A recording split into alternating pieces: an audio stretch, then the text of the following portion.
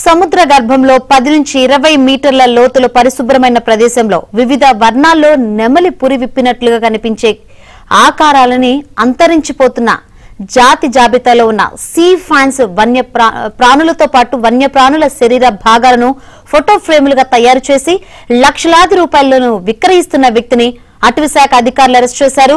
విజయవాడ అయ్యప్ప నగర్ కు చెందిన శ్రీనివాసరావు అనే వ్యక్తి దగ్గర దొరికిన వన్యప్రాణులకు సంబంధించిన శరీర భాగాలు చూసి అటవీశాఖ అధికారులు సైతం ఆశ్చర్యపోయారు. దేశీయ మార్కెట్లోనే వీటి విలువ 91 లక్షలు ఉండగా అంతర్జాతీయ మార్కెట్లో 1.5 కోటి వరకు ఉంటుందని అంచనా వేస్తున్నారు. దీనికి సంబంధించి ఇంకా మరింత సమాచారాన్ని మా ప్రతినిధి ప్రసాద్ అందిస్తారు.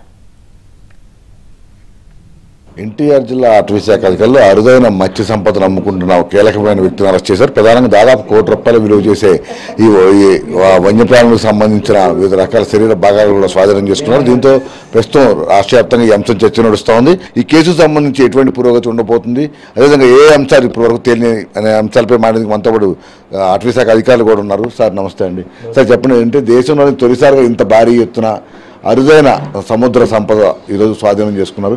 ఈ కేసుకు సంబంధించి మీకు ప్రాథమికంగా ఉన్న సమాచారం ఏంటి? ఎస్ శ్రీనివాసరావు అనే ఆయన వాళ్ళ ఇంటికి అయ్యప్ప నగర్లో వాళ్ళ ఇంటి మీద రైడ్ చేయడం జరిగింది.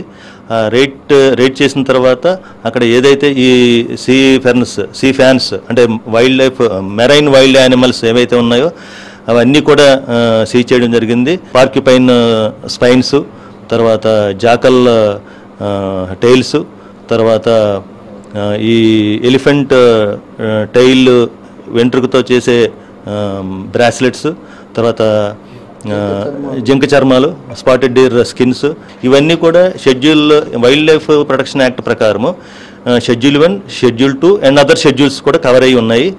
దీని వర్త్ అంతా కూడా మేము ఒక calculation wild life justice commission ద్వారా క్యాల్కులేషన్ చేయడం జరిగింది.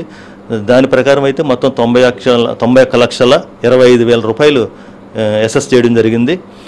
ముద్దాయిని తర్వాత సీజర్స్ని మా కస్టడీలో తీసుకుని ఈరోజు ఉదయం ముద్దాయిని మేజిస్ట్రేట్ కోర్టుకి బిఫోర్ మేజిస్ట్రేట్ ప్రొడ్యూస్ చేయడం జరిగింది. అదేవిధంగా సీజర్స్ మేజిస్ట్రేట్కి చూపించడం జరిగింది. తర్వాత వారికి రిమాండ్ ఇవ్వడం జరిగింది. ఎంతమంది పాత్ర ఉండే అవకాశం ఉందనుకుంటున్నారు? ఫర్దర్గా దర్యాప్తు ఎలా ఉండబోతుంది? అతను సామాన్య వ్యక్తి ఉండడు, వారి వెనక పెద్ద ర్యాకెట్ ఉండి ఉంటుంది. అందులో ఇది మామూలు బయట దొరికేది కాదు. ఇది షాలో వాటర్స్లో దొరికే అరుదైన జాతి కాబట్టి ఇది వెనకాల పెద్ద ర్యాకెట్ ఉంటుంది. అయితే ఏంటంటే మేము ఇప్పుడు సీజ్ చేసిన దానిలో మొబైల్ ఫోన్ ఉంది, తర్వాత హార్డ్ డిస్క్, కంప్యూటర్, ల్యాప్టాప్ ఇవన్నీ ఉన్నాయి.